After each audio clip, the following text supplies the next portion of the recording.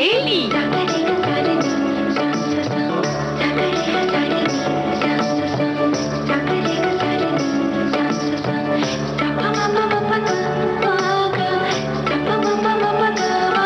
सखी सहेली।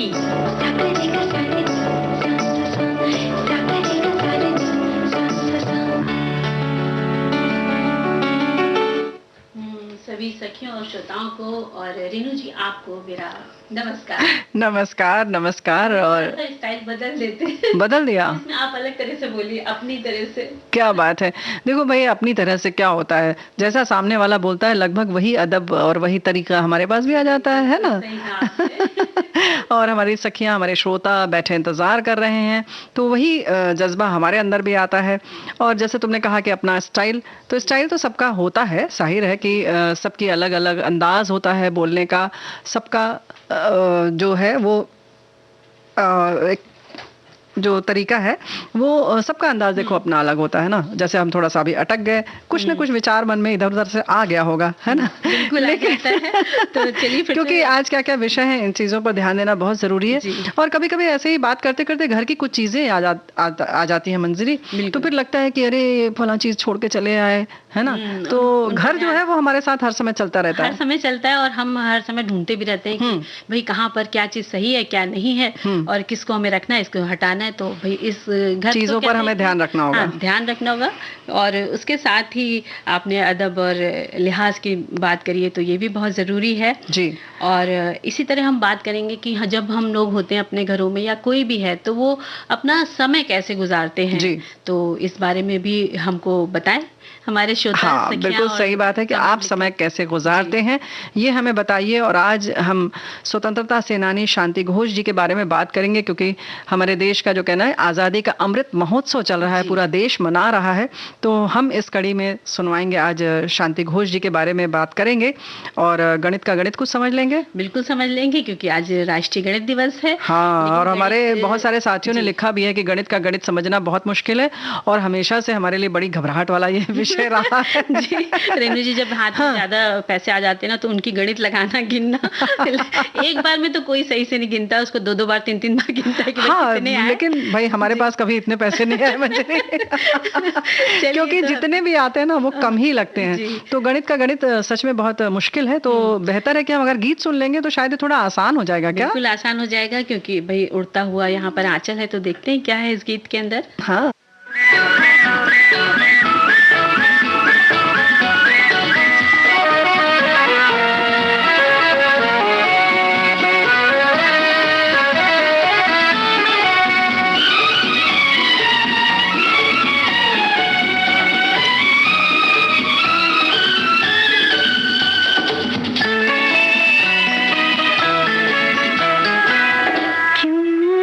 जाता है आंचल, क्यों उड़ा जाता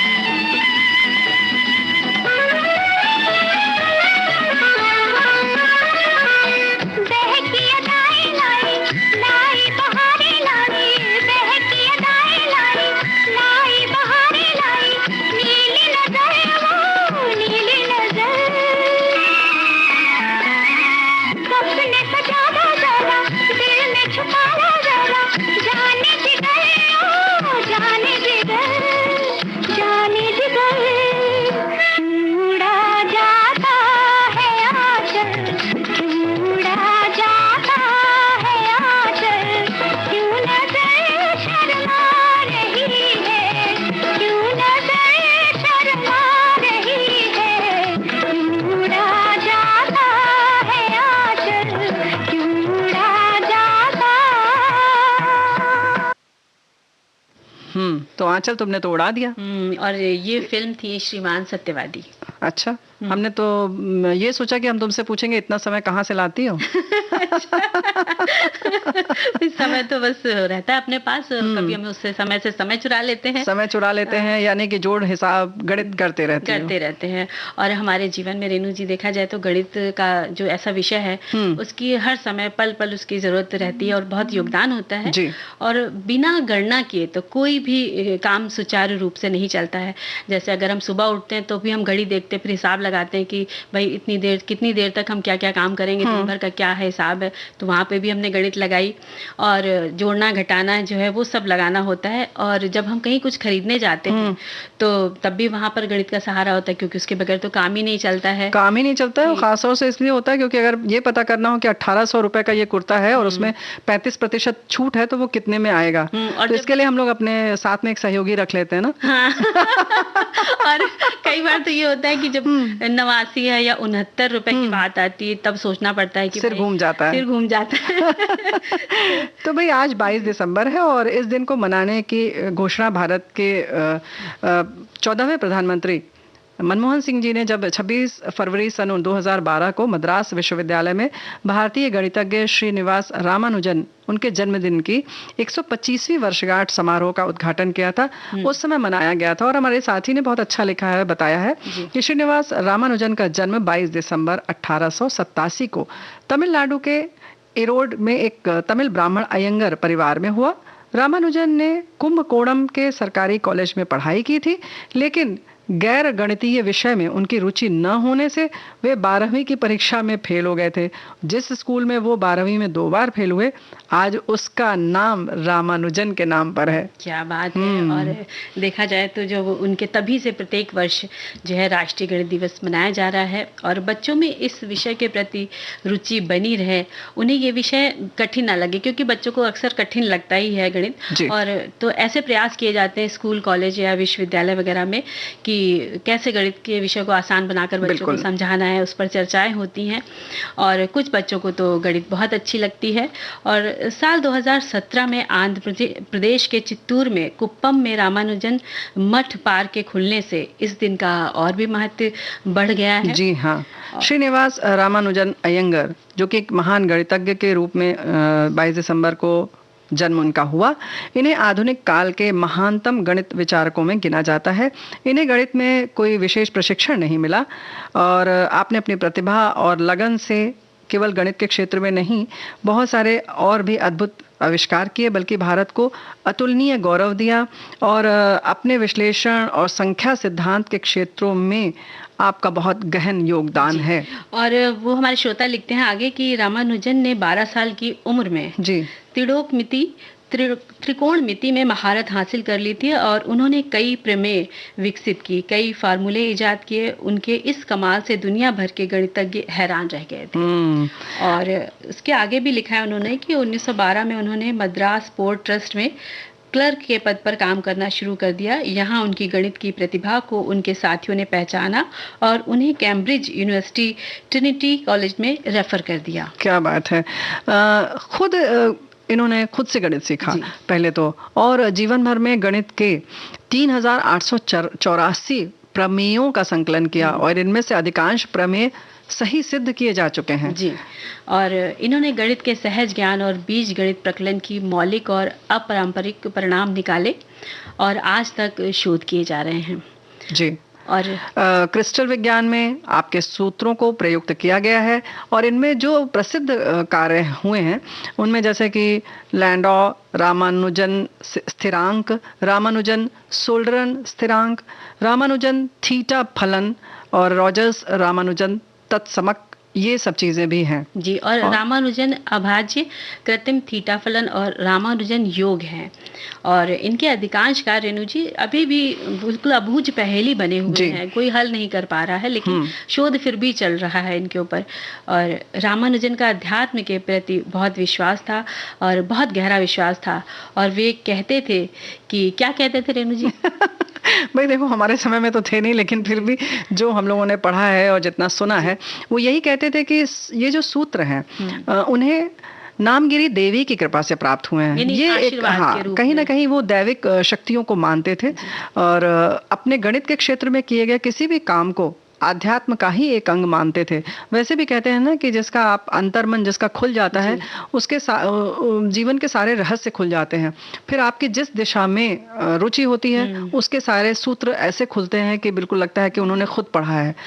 बहुत सारे ऐसे भी विद्वान और आध्यात्मिक रूप से खासतौर से ऐसे लोग हुए हैं कि आप कोई भी पुस्तक अगर उठाओ तो वो उसका सारांश बता देंगे, उसका संक्षेप में बता देंगे कि इस पुस्तक में क्या कहा गया है।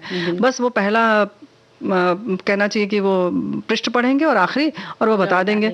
तो ऐसा नहीं है कि वो पूरी किताब पढ़ते हैं, बल्कि उनके वो सूत्र पूरे खुल जाते हैं। इतना उनका ज्ञान चक्षु जैसे बिल्कुल यही कुछ इनके साथ हुआ जी।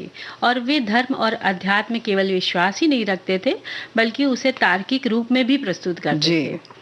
और वे कहते थे कि मेरे लिए गणित के उस सूत्र का कोई मतलब नहीं जिससे मुझे आध्यात्मिक विचार ना मिलते। क्या बात है।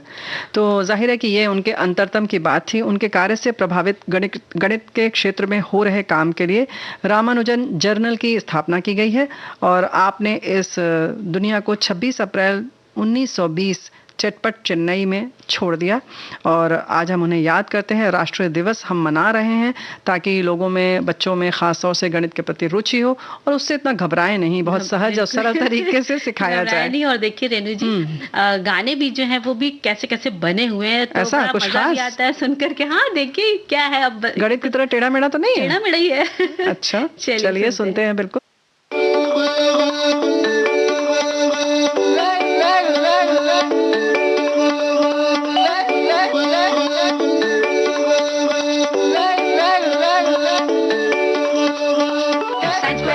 cos square theta is equal to 1 beta. Then cos square theta minus sin square theta equals to cos 2 theta. 1 plus 1 equals to 11 नहीं होता बेटा। बाकी सब्जेक्ट्स में हम कुल बस मैथ्स में डब्बा गुल मैथ्स में डब्बा मैथ्स में डब्बा मेरा मैथ्स में डब्बा मैथ्स में डब्बा। Oh dear Newton Einstein, how could you find it good? Maths में डब्बा मैथ्स में डब्बा मेरा मैथ्स में डब्बा मैथ्स में डब्बा।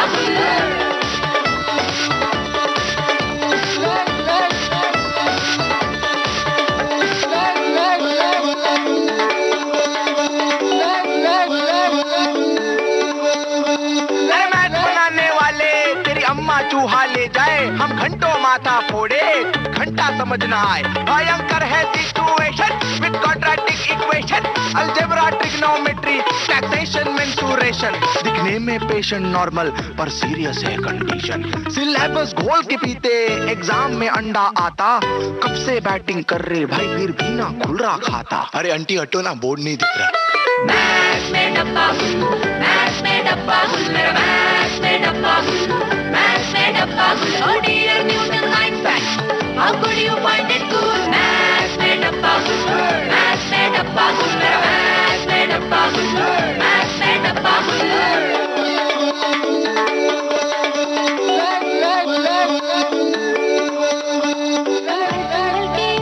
कुछ चल रही हूँ मैं, खड़ी हूँ फिर क्यों लागे के फिसल रही हूँ मैं।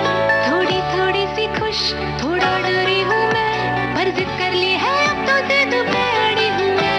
लेफ्ट साइड पे जूता फैक्ट्री खाना झाड़ू पोछा कटका, राइट साइड पे ससुरा भेजा कमबक मैथ में जा है अटका। अब LHS और RHS तू बैलेंस कर ले बेटा, दूर तुझको जाना है तू कर ले टंकी फुल। मैथ्स में डब्बा मैथ्स में डब्बा मेरा मैथ्स में डब्बा मैथ्स में डब्बा। Oh dear Newton Einstein, how could you find it good? Maths में डब्बा मैथ्स में डब्बा मेरा मैथ्स में डब्बा मैथ्स में डब्बा।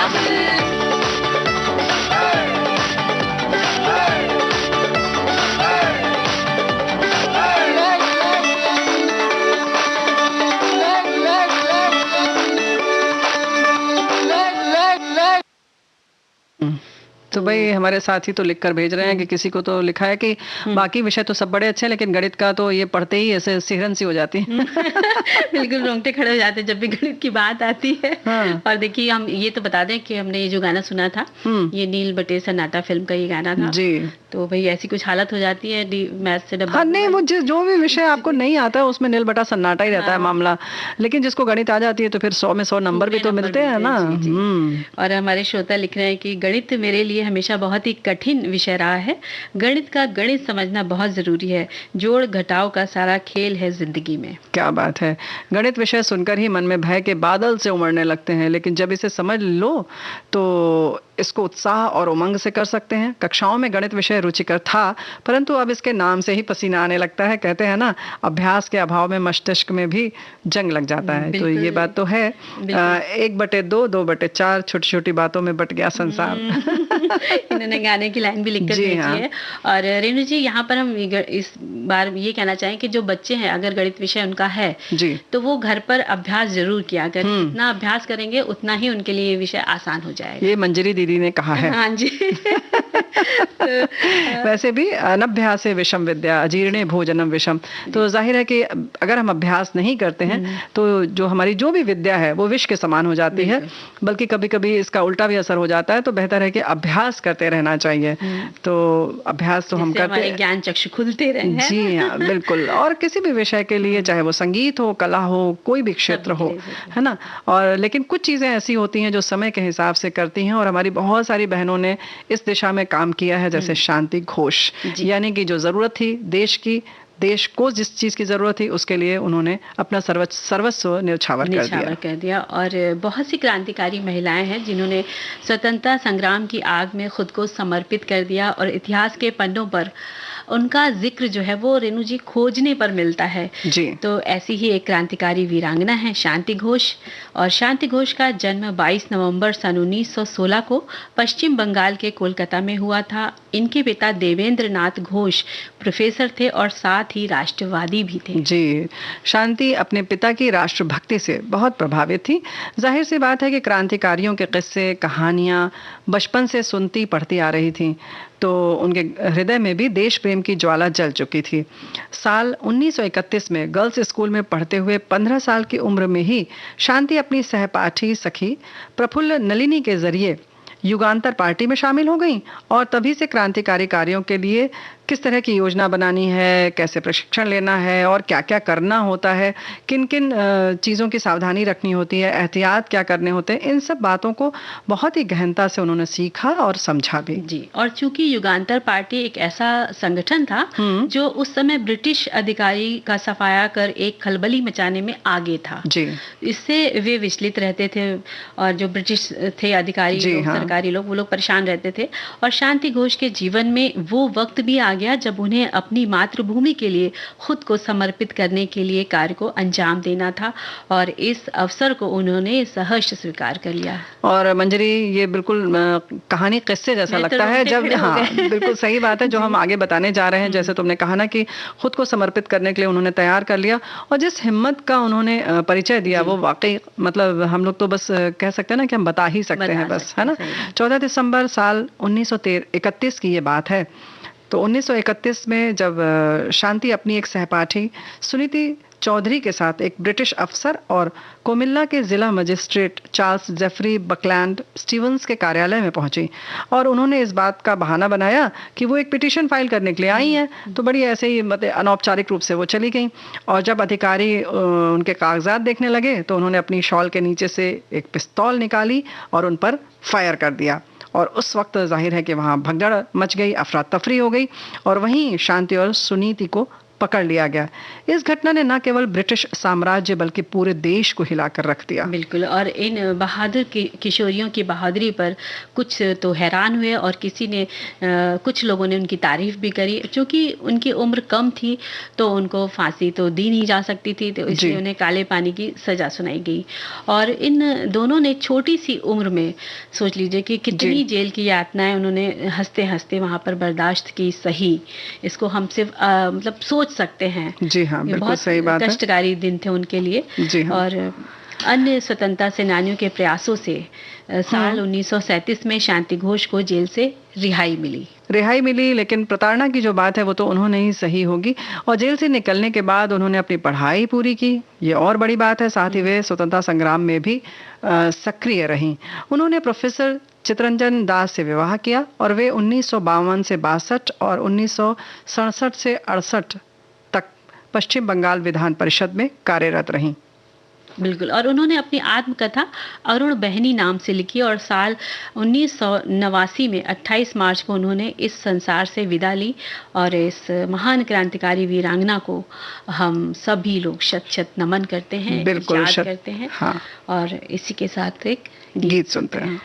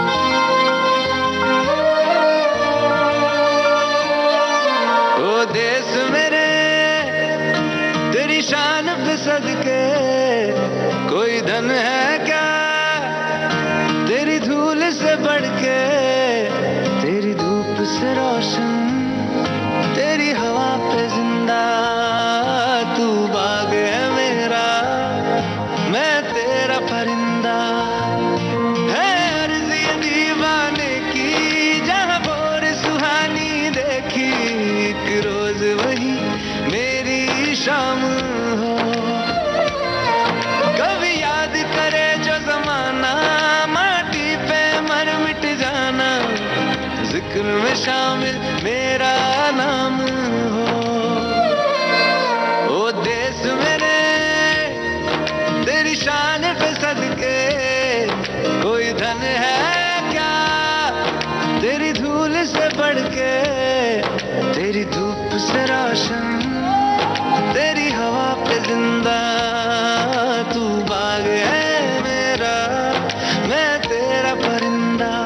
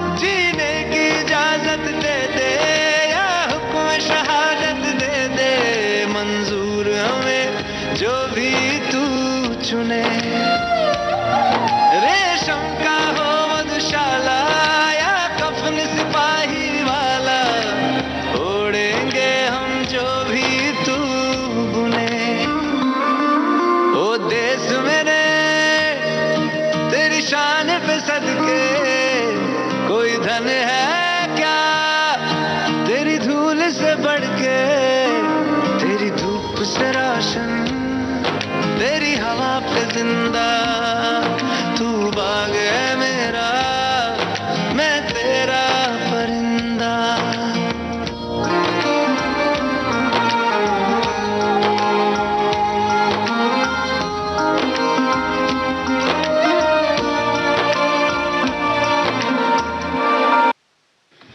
क्या बात है। ये देश मेरे फिल्म था, पूज the pride of India film से ये गीत हमने सुना। और जैसे कि बात की जाए अदब और लिहाज की जी, तो ये भी हमारे देश की पहचान है, पहचान है, हमारी संस्कृति, हमारे संस्कार हैं, जिसे कहते हैं घर में मिलते हैं। और दादी नानी हो चाहे बाबा लोग हो और मम्मी पापा हैं, ये सब कोई ना कोई जो घर में जो ज्वाइंट फैमिली होती थी तो उसमें इस तरह की बातें बहुत अपने आप हम सीख लेते थे हाँ। और बताई भी जाती थी जी। और बार बार बताई जाती थी कि एकदम याद हो जाए। यानी कि हम ही लोगों की गलती है जो एकाकी परिवार में मम्मी पापा रह रहे हैं हाँ। वो समझ जाएं कि ये आप लोगों की गलती है कि आप नहीं सिखा रहे हैं। नहीं, एकाकी परिवार में भी लोग सिखाते हैं जी, हाँ, बिल्कुल। लेकिन कभी कभी क्या होता है उनके पास समय नहीं होता है, या आज के समय में बहुत परिवर्तन हो गया है। बिल्कुल बहुत परिवर्तन हो गया और कहीं ना कहीं हम सोशल मीडिया से भी प्रभावित हैं, चाहे उसमें हम धारावाहिकों की बात करें या कुछ फिल्मों की बात करें, उसमें भी धीरे धीरे जो संस्कार में परिवर्तन आता है, हम कहीं ना कहीं प्रत्यक्ष अप्रत्यक्ष रूप से उनसे प्रभावित होते हैं। मंजरी, एक कार्यक्रम के संबंध में एक बात करना चाह रहे थे। कुछ शब्द होते हैं, यहाँ थोड़ा हम विषय से हट कर बात कर रहे हैं। अभी जैसे इन्होंने लिखा है लियाकत की बात, ऐसे ही कुछ शब्द हैं जैसे हिंदी के खास तौर से हम चाहते हैं कि क्या हम उसको कार्यक्रम में शामिल करें और उसके बारे में विस्तार से बात करें, तो हमारी क्या श्रोता बंधु इसके लिए तैयार है?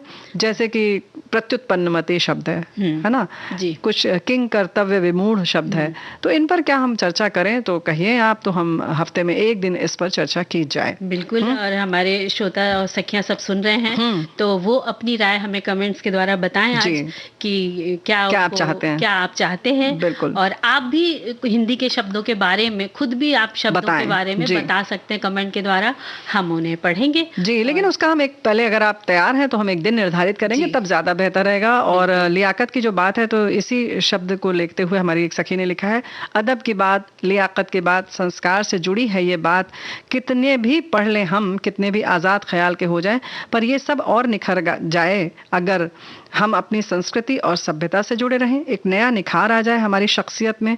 घर हम विचारों से मॉडर्न हों, पर अपने को जोड़े रखें अपनी जड़ों से, तो हमको कहीं भटकने नहीं देता है ये सब। बिल्कुल, है ना? बिल्कुल सही बात है। और देखिए, एक सखा है, उन्होंने और लिखकर भेजा है कि जब एक इंसान अदब से पेश आता है तो अक्सर लोग उसे पसंद करते हैं और उसके साथ अच्छा बर्ताव करते हैं। खासकर बच्चों का अदब से पेश आना दिल को भा जाता है। हम दूसरों के साथ अदब से पेश आना सीख लें तो ये बेहद सुकून दे और फायदेमंद होता है। अगर आप किसी से कोई भी परिस्थिति में उनका लिहाज करते हैं या अदब से बात करते हैं तो कई मुश्किलें को बढ़ने से रोका जा सकता है, या फिर आप अपने लिए एक बेहतरीन माहौल बना सकते हैं जो आपको दूसरों की नज़र में सम्मानीय बनाता है। वैसे भी किसी को भी बेअदबी पसंद नहीं होती है, तो आप छोटे बड़े का लिहाज करते हुए अदब से पेश आए तो शायद आपको देखकर आपके साथ छोटे बच्चे भी सही शिक्षा पा सकते हैं और बड़ा भी आपका आदर कर सकता है। क्या बात है, बहुत अच्छी बात और सही बात आपने लिखी है। अदब कायदे, हमारी साथी और लिख रहे हैं कि अदब कायदे लिहाज ये सब अच्छे व्यक्तित्व और अच्छे परिवार को दर्शाते हैं। बड़ों से मिलने पर अभिवादन, शांति से अपनी बात करना, उन्हें उचित आसन देना। आप किसी के घर मिलने गए, उनके बच्चों ने, उनके बहू बेटियों ने, यहाँ तक कि उनके नौकरों ने आपसे बहुत ही अदब से आपसे बात किया, आपका अभिवादन किया, तो मन प्रसन्न हो जाता है और हमारे मुंह से ये निकल जाता है कि वाह, क्या अच्छे संस्कार हैं इनके परिवार ने दिए हैं। घर की चीज़ों पर ध्यान देते हैं। अब इन्होंने दूसरे वाले विषय की बात की, क्योंकि इन्होंने गणित की भी बात कर ली थी, और इन्होंने जो हम लोग सामान पर ध्यान देने की बात है, इसके बारे में लिख दिया है कि घर की चीज़ों पर ध्यान देते हैं, कंबल रजाई को धूप दिखा देते हैं, बड़े प्लांट पर पौधों के छोटी कटाई हो गई है, पेड़ों के, है ना, जिससे कि धूप आए। ऐसे छोटे छोटे काम सारे दिन लगे रहते हैं। विविध भारती का प्रोग्राम सुनते हैं, साग भाजी चुनते चुनते, अगल बगल में थोड़ी गपशप करते हुए समय गुजर जाता है। क्या बात है, इन्होंने इसके साथ साथ सारे विषय लिए, तो देखा जाए ये भी एक संस्कार ही है कि उन्होंने कैसे समेटा है विषयों को एक साथ लिख करके। और समय हो गया है अंतराल का।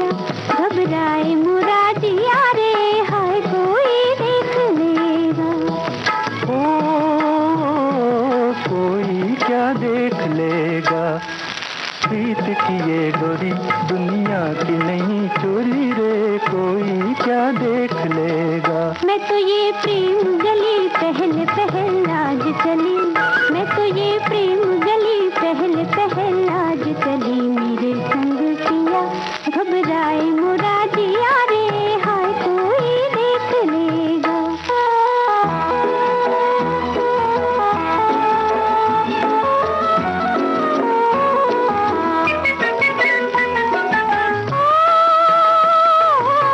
परदेसी साजना चोर तेरे जादू भरे दो नैना, अरमा भरे दिल को छेड़ गए रस के भरे तेरे बैना। जब से उलझी ये नजर उलझी मेरे दिल की डगर, जब से उलझी ये नजर उलझी मेरे दिल की डगर, मेरे संग पिया घबराए मुरादिया रे, हाय कोई देख लेगा। प्रीत की ये डोरी दुनिया की नहीं चोरी रे, कोई क्या देख लेगा।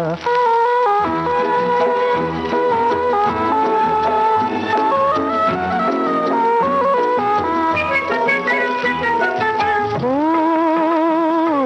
दिल ये कहता है कि आ रंग भरे सपनों की दुनिया सजा ले। लाज लगे और पिया तू मोही आँखों में अपनी छुपा ले, प्यार करते हैं जमाने का हमें डर कैसा, प्यार करते हैं जमाने का हमें डर कैसा। मेरे संग पिया घबराए मुरादिया रे, हाय कोई देख लेगा। प्रीत की ये डोरी दुनिया की नहीं चोरी रे, कोई क्या देख लेगा। प्रीत की ये डोरी दुनिया की नहीं चोरी रे, कोई क्या देख लेगा। अच्छा, ये तो हम लोगों ने जो शब्द की बात कही मंजरी, सबने बहुत अच्छे से स्वागत किया है। बहुत सारे हमारे साथियों ने कह रहे हैं कि नहीं बहुत अच्छी बात है, हमारे शब्दों और ज्ञानों में वृद्धि होगी, ज्ञान में। लेकिन जिसे लिखा है और उन्होंने ये भी दूसरे अपने उसमें लिखा है संदेश में, हम सोच रहे यहीं से शुरू कर दें। आज तो बता ही दें। नहीं, उन्होंने लिखा है कि भाई मेरे तो मैथ्स में डब्बा गुल ही रहता था। तो भाई आज डब्बा गुल, इसका मतलब आप लोग बताइए, क्योंकि ये सोचकर हम लोगों ने भी बहुत प्रयोग किया, लेकिन डब्बा गुल तो नहीं समझ में आता। हाँ, तो ये अच्छा आपने कहा है, उनको तो दिया है और हमारे एक ने लिखा है कि भाई हमारा इसमें मामला गुल रहता है।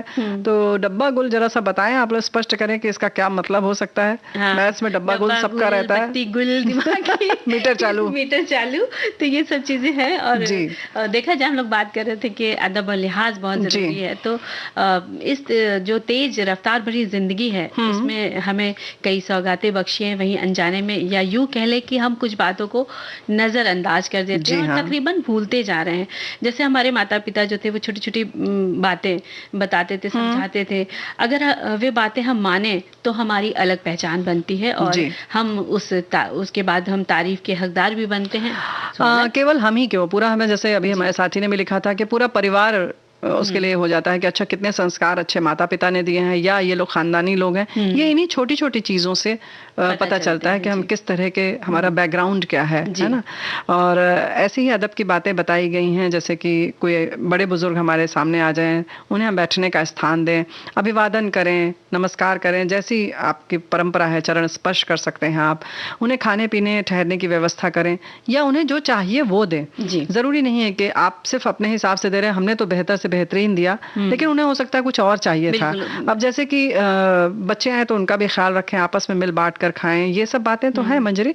ये जो हम कह रहे थे जिसकी जैसी जरूरत है, अगर अभी किसी को कोई पानी चाहिए और हम कहते हैं नहीं जी आप तो चाय पी लीजिए, तो क्या मतलब है? पानी जो है वो, प्यास जो है वो पानी से ही बुझेगी। तो ये छोटी छोटी चीजों का ख्याल रखें, न कि कभी कभी क्या होता है, हम कभी उपहार देने में भी इतना ज्यादा दबाव डाल देते हैं कि सामने वाले के लिए वो बोझिल हो जाता है। तो इसमें भी बहुत लिहाज, अदब, इन सब की जरूरत है। और बेहतर ये है कि अपने बुजुर्ग, जो हमारे घर में जो भी मेहमान हो या बुजुर्ग उनसे पूछ लें कि आपको क्या पसंद है किस समय, तो उनके हिसाब से देंगे तो उन्हें बहुत अच्छा लगेगा।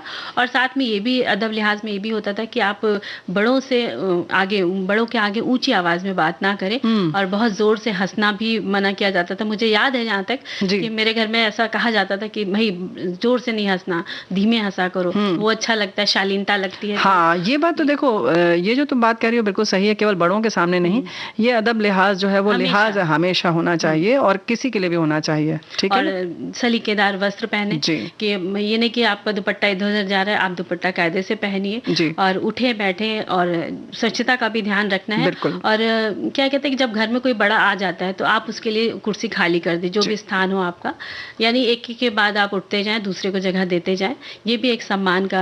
हाँ, कभी क्या होता है कि एक बात और है कि अगर आप उनको स्थान दें या नहीं दें, मान लीजिए हो सकता है आपके कमरे में 4 कुर्सियां रखी हैं और आप 2 जन बैठे हैं, कोई तीसरा व्यक्ति आ गया आपके बराबर भी है, तो अगर आप एक बार उठ जाते हैं तो एक सम्मान होता है। भले ही उसके लिए कुर्सी रखी है, आप कहेंगे अरे वो रखी तो है, वो बैठ जाए, जी है ना, लेकिन अगर आप उठ जाते हैं तो कितना अच्छा लगता है कि कोई हमारा स्वागत कर रहा है, दिल से चाह रहा है कि वो आए, है ना। और रेणु जी, इसी तरह जब हमें याद है कि हम लोग के घरों में जो हमारे बड़े होते थे सबके परिवार में, उनकी एक अलग स्पेशल कुर्सी होती थी, बड़ी नक्काशीदार डिजाइनर, और वो उस कुर्सी पे हमेशा बैठते थे। तो कभी वो नहीं होते थे तो उनके एब्सेंस में भी उनकी कुर्सी पे बैठा नहीं जाता था। और कभी मजबूरी में बैठना पड़ा तो अपनी मम्मी पापा या नानी से पूछ लिया कि क्या हम उस पे बैठ जाए, तो ये भी उस समय अदब होता था कि ये उनकी जगह है, ये उनका एक सम्मान है, हम उनको वो जो स्थान है वो उनके लिए छोड़ रहे हैं। और यही बात हमें ऑफिस में भी लागू करनी चाहिए। हम किसी भी ऑफिस में किसी भी रूम में जा रहे हैं तो वहां पर कोई अगर बैठता है तो उनसे पूछ ले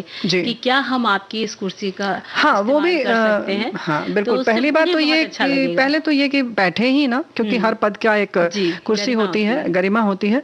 अगर बहुत आवश्यक हो जाए, आपके पास कोई और स्थान नहीं है बैठने का, बैठना है, तो आप उनसे पूछ कर बैठे या किसी अन्य व्यक्ति से पूछ लें कि बैठ जाएं। और कभी कभी तो ये भी होता है कि कुछ लोगों को देखा है हमने कि उनके मन में इतना अदब होता है कि अगर उस कुर्सी पर बैठ भी रहे हैं तो उस कुर्सी को उस स्थान से थोड़ा खिसका कर कहीं और रख कर बैठते हैं, ताकि ये लगे कि अच्छा अब ये कुर्सी इधर आ गई है ना। कुर्सियों की बात चली तो हम घर के बीच में चले जाते हैं। जी हाँ, बिल्कुल। जैसे हम डाइनिंग टेबल पे खाना खा रहे हैं या कहीं भी बैठ के, वहां पर भी स्थान नियत होता है, नियत स्थान पूछ कर करें। और अगर हमने कुर्सी अब खिसकाई है तो वापस खाना खाने के बाद आप वापस लगा दें, व्यवस्थित कर दें उस चीज को।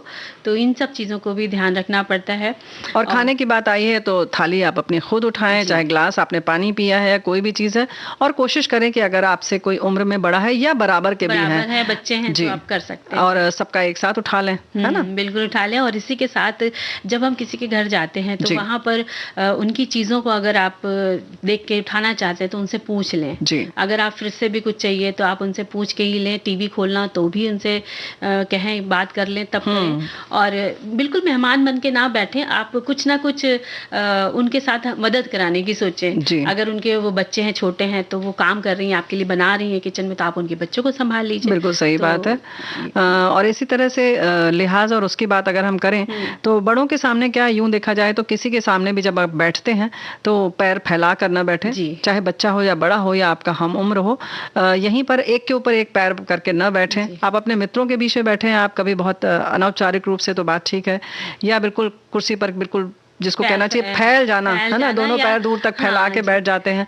इन सब छोटी छोटी चीजों का ध्यान रखेंगे तो आप सोफे पे ही आप पैर फैला के लेट गए, या उसके बेडरूम में आप लेटे हुए, वो आया तो बेचारा खड़ा है, तो वो सब चीजें भी थोड़ा सा ध्यान रखनी चाहिए। और अपनी हर बात किसी से मनवानी भी नहीं चाहिए, क्योंकि सामने वाले की बात को आप सुने, वो आपको क्या समझा रहा है, उन चीजों, वो भी चीजें अदब के लिहाज में आती हैं। यानी कि दूसरे की बात का भी सम्मान करें। और पहली बात तो सम्मान तब करेंगे जब आप सुनेंगे। अक्सर ऐसा होता है कि हम अपनी बात, अपने तर्क उन्हीं पर बिल्कुल टिक जाते हैं, अड़ जाते हैं कभी कभी, और उसमें बहुत बहस मुबाहिसा हो जाती है। तो अगर आप कहीं झुक जाएंगे तो कोई गुनाह नहीं हो जाएगा। हाँ, बिल्कुल ऐसे जैसे आपने ये बात कही झुक जाने की, तो जैसे पेड़ होता है वो आंधी के सामने झुक जाता है, जब आंधी तूफान आता है तो वो लचीला हो जाता है। जब आनी चली आती तो वापस खड़ा हो जाता है। तो यही गुण हमारे अंदर भी होने चाहिए, है ना? क्या बात है।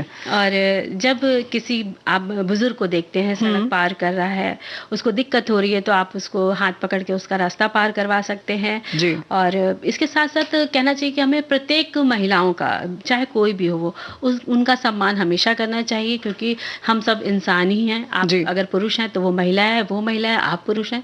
तो अगर आप दोनों का सम्मान करेंगे तो ये संसार और घर परिवार समाज सब खुशहाल रहेगा। बिल्कुल बिल्कुल सही बात है। ये जो कहते हैं ना इंसानियत का धर्म है, उसको जरूर अपनाना चाहिए, मानवता का धर्म अपनाना चाहिए।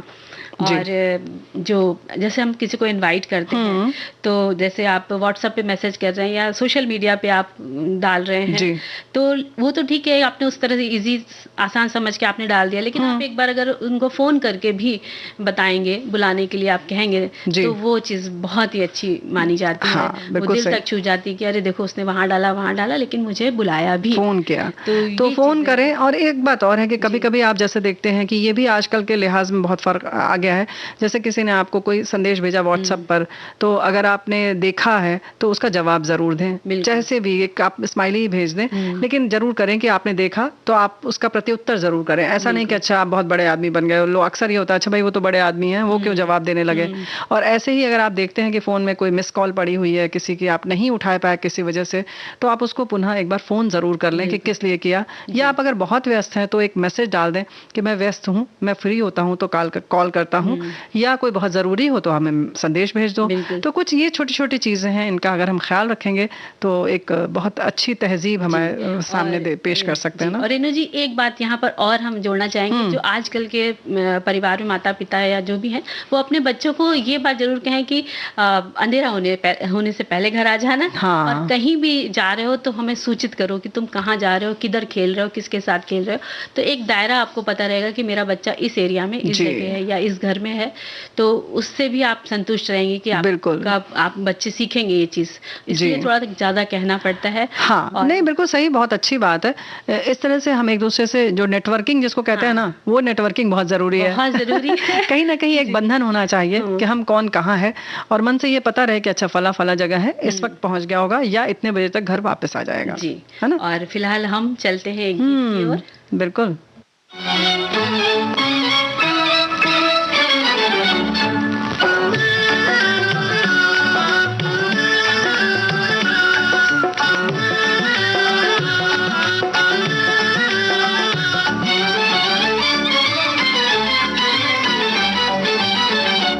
जा रे जादूगर देखी तेरी जादूगरी, जा रे जादूगर देखी तेरी जादूगरी, मेरे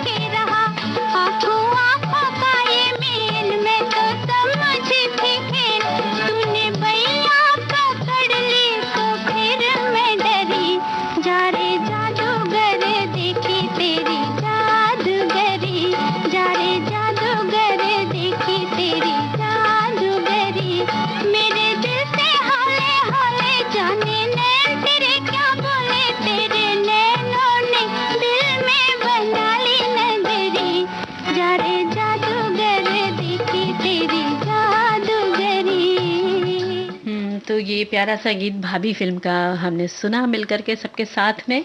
क्या बात है। अब भाभी की बात चली तो भाभियां घर में होती हैं, हम सब भी रिश्तों में किसी ना किसी के भाभी हैं तो घर की देखभाल करते रहते हैं, है ना। तो घर की भाई हमारी जिम्मेदारी हो जाती है कि हम घर में देखें कि हमारे घर में क्या क्या चीजें हैं एक्स्ट्रा, चीजों पर ध्यान देना चाहिए। वैसे हमारे एक साथी ने बहुत अच्छा लिखकर भेजा है, अलग अलग अभी भी वो उस पर चल रहा है अदब की बात। आधुनिक जमाने में वो ये कह रहे हैं कि कोई अगर आपके घर आए तो उसका मोबाइल चार्ज करना है या नहीं करना है ये पूछना भी एक अच्छे अदब में आता है। ऐसे ही कोई आए, खासतौर से अगर बड़े शहर में बात होती है क्योंकि बहुत दूर से चल कर आते हैं, तो आप उनसे पूछने के पहले आप फ्रेश वगैरह तो नहीं होना चाहेंगे, क्योंकि अक्सर इन सब चीजों के लिए लोग संकोच करते हैं, है ना। देखा जाए ये भी ध्यान रखना है कि भाई अब जिसका मोबाइल चार्ज करना है या जिसको कराना है उसको ये ध्यान रखना है कि ये नहीं कि चार्जिंग में लगा दिया और आप मोबाइल ऑपरेट करे जा रहे हैं और सामने वाले से बात ही नहीं कर रहे हैं, तो ये भी एक फोन, ये बात बहुत बड़ी है, सच बात है, सही तुमने कहा। चार्जिंग पर हो या नहीं हो, मतलब अगर आप किसी घर आए हैं या किसी से भी बात कर रहे हैं घर में, यहाँ तक कि माता पिता अपने बच्चे से या बच्चा माता पिता से बात कर रहा है, तो कोई भी फोन ना देखे तो बेहतर है। नहीं तो ऐसा लगता है कि हम कहाँ बोल रहे हैं, किससे बात कर रहे हैं। और साथ में टीवी भी लोग देखते हैं, तो मेहमान तो बैठा हुआ और आप टीवी देख रहे हैं, और तो बेटर है कि टीवी बंद कर दें और उससे बात करें, उसको बाकायदा अटेंड करें जिसको कहना चाहिए। और एक और लिखा है, वैसे तो शायद हम लोगों के ऊपर तो नहीं लिखा, समझ नहीं आ रहा है, हमारे एक साथी ने लिखा है कि थोड़ा कम बोले और धीरे धीरे बोले। भाई देखिए हम लोग तो कम तो नहीं बोल रहे, बोल तो रहे हैं, बोलना ही हमारा काम है, बोलना काम है। और जो गणित की बात आई ना, ये हमारे पूरे कार्यक्रम में तो गणित इस तरह से चलता है कि कितने मिनट का गीत है, उसके बाद कितने मिनट बोलना है, और कैसे हमें 3:30 पर ये अंतराल लेना है, 3 बजे अंतराल लेना है। तो हमारे यहाँ तो 1-1 सेकंड का जो ये गणित चलता रहता है हर वक्त बोलने के, या यूं कहें कि आपसे जब हम बातचीत करते हैं तब हमारे साथ बहुत सारे इस तरह से तमाम विचार चलते रहते हैं, और माइनस करते रहते हैं कि ये जो हमने बात कर रही है घर की चीजों पर ध्यान दें, उसमें से कौन से बिंदु हम काट दें, रोक दें, क्योंकि समय हो रहा है ज्यादा, तो कुछ इन सब चीजों पर ध्यान रखना पड़ता है। या कोई नया विषय लें क्योंकि अभी समय है हमें बात करने का, तो कुछ इस तरह से होता है, या कौन सा गीत ले हम, वो कितने मिनट का है। तो यहाँ तो सेकंड का मामला है ना, सेकंड का मामला है। और हमारा जब हम घर में ध्यान देते हैं तो हमारा ये कर्तव्य हो जाता है कि हम देखें कहाँ क्या चीज है या नहीं है।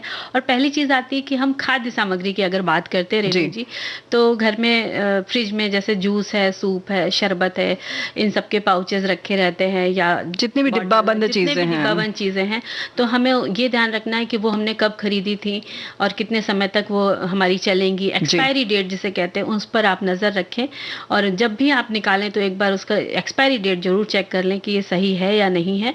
और अगर आपको जरा सा भी लगे कि एक्सपायरी डेट धूमिल हो गई है और आपको याद नहीं आ रहा है कब लिया है, तो आप उसका इस्तेमाल ना ही करें तो ज्यादा अच्छा है, उसको हटा दें, उसकी जगह आप फिर वापस नई ले आएं, और नई चीजें उतनी ही लाएं जितनी आपको उसकी जरूरत हो। हाँ, इस वाले जो आपने हटाया है, जो तुमने धीरे से कहा है ना, हटा दें, वैसे तो ऐसी नौबत नहीं आना चाहिए। आप समय समय पर चीजें देखते रहें कि कौन सी चीज एक्सपायरी डेट आई क्यों, उसके पहले प्रयोग में ले आए, या जब आपको प्रयोग में लाना हो ये योजना बना लें तब सामान खरीदें, तो इस तरह से नुकसान नहीं होगा। लेकिन अगर फिर भी है तो दवाएं हों चाहे जो भी चीजें हों, उन सब का आप तारीख जरूर देखें कि कब मैन्युफैक्चरिंग हुई और कब उसकी अवधि समाप्त हो चुकी है। बिल्कुल सही है। और दवाओं का जैसे रैपर होता है जहाँ पर लिखा रहता है तारीख वगैरह एक्सपायरी, वो उस जगह को आप लास्ट तक बचा के रखें। आप दूसरी साइड से दवा निकालें तो आपका एक्सपायरी डेट आपकी वहां पर लिखी दिखेगी आपको अंतिम टैबलेट निकालने तक तो दिखेगी। और अगर आपका सच में इस तरह से कहीं गलती से फट गया है और अगर अभी आपको फेंकने से पहले वो दिख रहा है, तो उसको कागज के लिफाफे में छोटे से में रख लें, या उसके ऊपर ऐसा टेप चिपका दें जिस पर कि आप एक्सपायरी वगैरह लिख सकते हैं। ऐसे टेप आते हैं जिन पर आप लिख सकते हैं, तो उनसे आप मार्कर से लिख कर रख दीजिए जी, है ना, तो आपको सुविधा रहेगी जी। और इसी के साथ साथ जो घर में आप कपड़े पहनते हैं या जो बेडशीट है उनमें रेशे आ गए हो, दाग धब्बे लग गए हो या पुरानी हो गई, तो उनको किसी दूसरे इस्तेमाल के लिए ले लीजिए। और इसी तरह चादरें हैं धूल से जम जाती तो या काली पड़ रही है तौलिया, तो वो आप हटा दीजिए।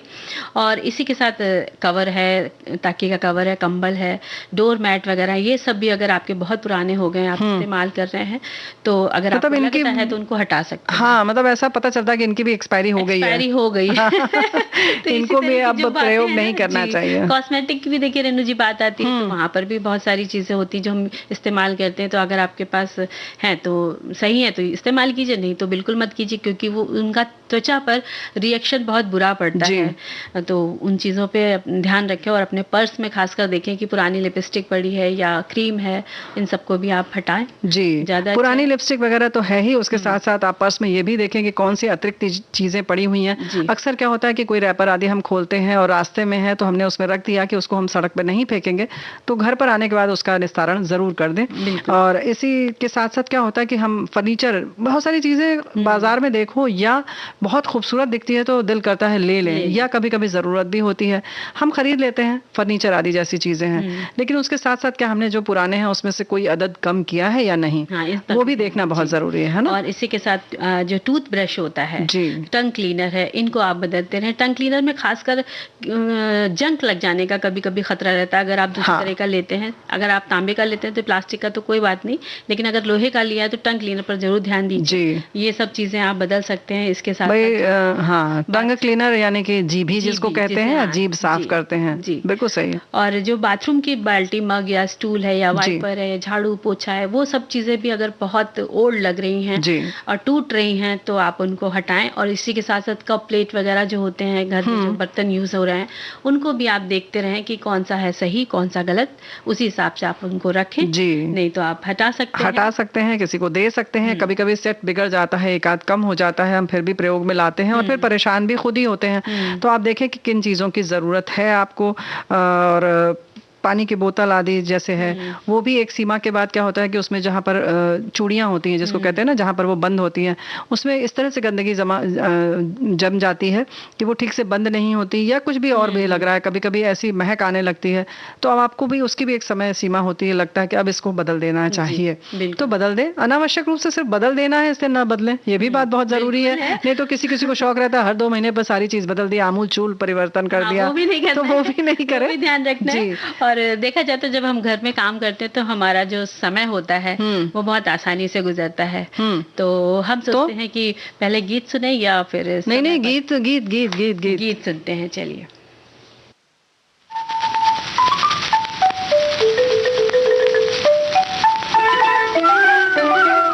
छोटा सा घर होगा बादलों की छाँव में, आशा दीवानी मन में बंसुरी बजाए। हम चमकेंगे तारों के उस गाँव में, आँखों की रोशनी हरदम ये समझाए।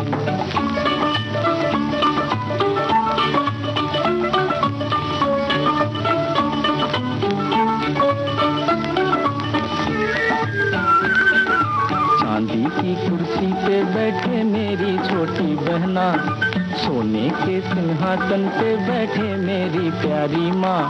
मेरा क्या मैं पड़ा रहूँगा अम्मी जी के पाँव में, मेरा क्या मैं पड़ा रहूँगा अम्मी जी के पाँव में।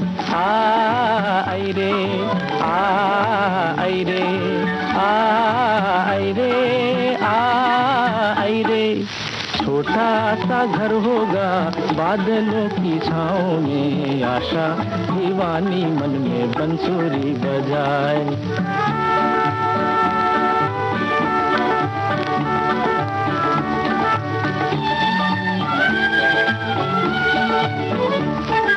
मेरी छोटी बहना नाजों की पाली शहजादी, जितनी भी जल्दी हो मैं कर दूंगा इसकी शादी।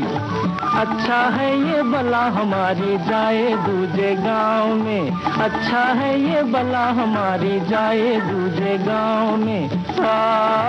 आई रे आई रे आई रे आई रे। छोटा सा घर होगा बादलों की छाँव में, आशा दीवानी मन में बंसुरी बजाए।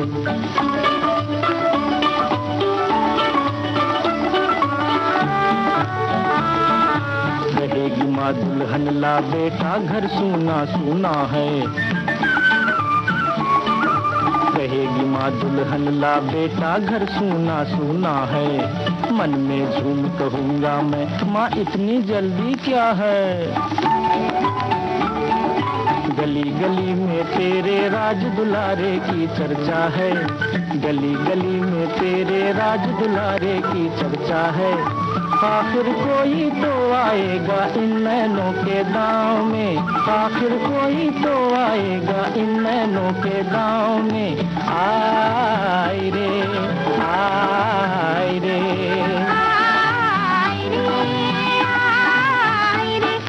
छोटा सा घर होगा बादलों की छाँव में, आशा दीवानी मन में बंसुरी बजाए, हम चमकेंगे तारों के उस गाँव में, आँखों की रोशनी हरदम ये समझा। तो ये नौकरी फिल्म का गाना हम लोग ने सुना। और हमारे श्रोता लिखते हैं कि सभी दैनिक व आवश्यक कार्यों के साथ विविध भारती के कार्यक्रमों को सुनते हुए कब दिन निकल जाता है पता ही नहीं चलता। ये बात बिल्कुल सही है, हम लोग भी जब घर में होते हैं तो खुद सुनते रहते हैं जी, है ना। और इसी के साथ और लिखते हैं कि कैसे समय गुजारते हैं, समय गुजारने का तरीका सबका अपना अपना है। कोई दुकानदारी में अपना समय गुजार देता है तो कोई ऑफिस में अपना समय गुजारता है, लेकिन घर में समय कैसे गुजारते हैं, जहाँ तक मेरा सवाल है मैं वेद भारती सुनकर अपना सारा समय गुजारता हूँ। कुछ बातें कुछ गीत में शामिल होकर, सखी सहेली में शामिल होकर, और शौकिया लेखन का कार्य भी कर लेता हूँ। क्या बात है। रोज फेसबुक में लाइव गीत गाता हूँ। तो भाई कुछ इस तरह से सभी ने लिखा है जी। और अच्छी बात है, बहुत बहुत धन्यवाद। और एक ने तो लिखा है कि भाई मैं कुछ भी कर लूं लेकिन मैं रेडियो नहीं बंद करती हूँ, भले ही इसकी आवाज़ धीमी कर दूं। तो ये हमारा बहुत अच्छा साथी है, सिलाई करते हैं, उसके साथ भी सुनते रहते हैं, तो अच्छा लगता है। ये बात तो है कि मनोरंजन भी होता है हमारा, और जाहिर है काम का काम हो जाता है। और जो हमारे शौक होते हैं, चाहे वो पाक कला हो, जैसे सिलाई है, कढ़ाई है, बिनाई है, या पेंटिंग है, या आप वाद्य यंत्र बजाना सीख रहे हैं, या आप गाते हैं, तो इस तरह के शौक जो है खाली समय में आप करके अपना समय व्यतीत कर सकते हैं। ये नहीं इतने सारे विषय होते हैं रेणु जी कि आप ये नहीं कह सकते कि मैं क्या करूं, मैं बोर हो रहा हूँ। हाँ। तो इनको कहने की क्या जरूरत है, इतनी चीजें तो है। जी हाँ, हमारे एक और साथी ने लिखा है, विविध भारती और अन्य लोकल रेडियो स्टेशन सुनकर गुजरता है समय, खेत में खेती बाड़ी का काम करते हुए रेडियो सुनने का एक अलग ही मजा है। तो भाई बड़ी अच्छी बात है, आप कृषक हैं और जाहिर है कि जब आप अन्न उपजाते हैं और कुछ खेत में रहते हैं ना, खेत में काम कर रहे हैं, ताजी हवा भी आ रही है चारों ओर से, धूप की भी अपनी एक अलग मजा होता है, शरीर को मिल रहा है। बिल्कुल सही बात है। तो उसका तो मजा ही होता है, लहलहाते खेत में काम करते हुए गीत सुनना। और ये अनुभव मुझे भी है, क्योंकि हमने खेत में काम तो नहीं किया, लेकिन उस बचपन में उस खेत में हम लोग गए हैं और गाने आसपास से सुनाई देते थे, तो बड़ा मजा आता था। तो मजा तो आता था, लेकिन जब समय से जब काम किया जाता है, एक साथी ने बहुत अच्छा लिखकर भेजा है कि घर की चीजों का आप ध्यान रखेंगे तो वो भी आपका ख्याल रखेंगी, काम बढ़ने पर धोखा नहीं देंगी। तो ये बात आपने बहुत अच्छी लिखी है। तो यहीं पर हम कार्यक्रम समाप्त करना चाहते हैं, लेकिन 2 पंक्ति और है। कुछ इस तरह से सौदा किया मुझसे मेरे वक्त ने, तजुर्बे देकर मुझसे मेरी नादानियां ले गया। क्या बात है। और अब हम चलते हैं अपने अपने घरों की ओर, विदा लेते हैं सखी सहेली के मन से। तो मंजरी वर्मा और रेणु चतुर्वेदी का नमस्कार।